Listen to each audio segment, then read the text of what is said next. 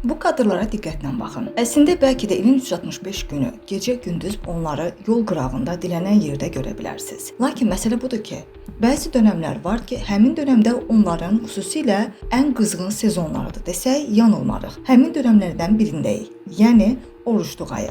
Ramazan ayı gələn kimi bəlkə də ömründə heç bir zaman dilində dua olmayan, pul verənə dilucu dua eləyib, pul verməyənə isə içində qarğış eləyən, bəddua eləyən bu dilənçiləri Ramazan ayında Allahı, dini, Quranı alət eləyib, insanlardan pul qoparmağa çalışma cəhdləri bəlkə də 100 qat artır. İçində Allah, Peyğəmbər və din xofu olan insanlar da vicdanını müəyyən qədər rahatlatmaq üçün, bəziləri isə başının gözünün sadaqası olsun deyə onlara pul atarlar. Bəzən qəpiyi bəyənməyib manat istəyərlər. Amma işin bir tərəfi var ki, bunlara qarşı müəyyən bir tədbirlər görülməlidir. Qardaş Türkiyədə olduğu kimi Azərbaycanda da onlara qarşı xüsusi bir əməliyyat keçirilməli və qarşısı alınmalıdır. İnsanların duyğularından, hisslərindən istifadə edib pul qoparmağa çalışan saxtakar dilənçilər şəhərin ən mərkəzi nöqtələrində, bəzən keçidlərin altında, hətta yolun ortasında belə dayanıb insanlara uğurlu yol arzulayıb pul qoparda bilirlər.